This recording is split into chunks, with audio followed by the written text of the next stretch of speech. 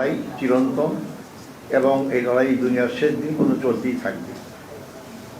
আমি কারা জীবনে সবচেয়ে উৎসাহিত হয়েছি, আপনারা জানেন বিংশ শতাব্দীতে ইসলামী আন্দোলনের দল হিসেবে সবচেয়ে নির্যাতিত হয়েছে ইখওয়ানুল মুসলিমিন।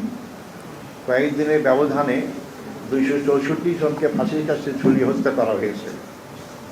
সেই তুলনায় কিন্তু বাংলাদেশের প্রেক্ষাপটে অনেক নির্যাতন হয়ে গেছে, কিন্তু আন্তর্জাতিক প্রেক্ষাপটে নির্যাতন সেই মাত্রায় ছিল না বা করতে পারিনি। আমরা যারা মুমিন হিসাবে জীবনযাপন করতে চাই, এটা আমাদের জন্য পাওনা, এটা আমাদের হতেই পারে, এই বিশ্বাস সম্পর্কে আমার ছিল। ফাঁসির কাষ্ট যখন আমাকে দেওয়া হয়, ফাঁসির আদেশ দেওয়া হয়, আমি যখন জেল গেটে আসি, নিয়ম হচ্ছে ডাক্তার এসে পরীক্ষা করে। তো আমার ডাক্তার প্রেশার মেপে বলে, আপনি কি জানেন যে আপনার রায় কী হয়েছে? তাই আমি অবশ্যই জানি, ফাঁসি হয়েছে। তাহলে আপনার তো প্রেশার নর্মাল। তা আমি আমরা বলা হবে কী জন্য? আমি তো কোনো অন্যায় করেই এখানে আসি। আমি যে অপরাধের দোষী সাব্যস্ত করা হয়েছে, এর সঙ্গে আমার দ্রুততম সম্পর্ক ছিল না। অতএব আমার তো কোনো ঘাবড়ার কোনো কিছু ছিল না। আলহামদুলিল্লাহ 14টা বছর কারাগারে গিয়েছে, আমার নিশ্চিন্তে নির্বিঘ্নেই বসবাস করেছি এবং আমার বিশ্বাস ছিল যে আওয়ামী সরকারের আমলে যদি আমার ফাঁসি কার্যকর করা হতো, তাহলে আমি নিশ্চিত আল্লাহ রসুলের হাদিস অনুযায়ী শাহাদাতের মর্যাদা পেতাম। কিন্তু সেই সৌভাগ্য আল্লাহ দেননি। আল্লাহ যাকে চান তাকেই সবুজ দান করেন। আমাদের 11 জন ভাইকে সেই হিসেবে শহীদ করা হয়েছে।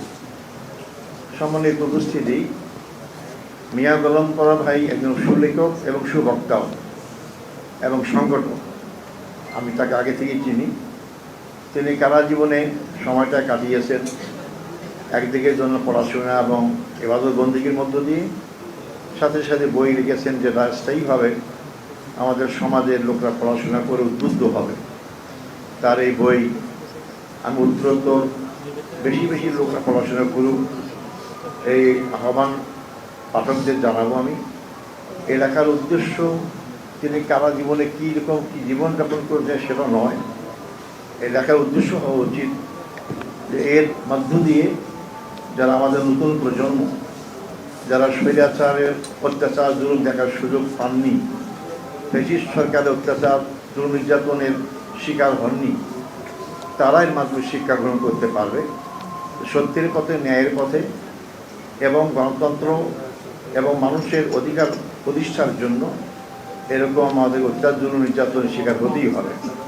এতে জাতি সাহসী হবে, যুবকরা সাহসী হবে এবং অন্যায়ের বিরুদ্ধে প্রতিরোধ করার শক্তি পাবে। এটাই আমার মনে হয় এই লেখার মাধ্যমেই তিনি জানিয়ে যেতে চেয়েছেন পাঠকদেরকে। শুধু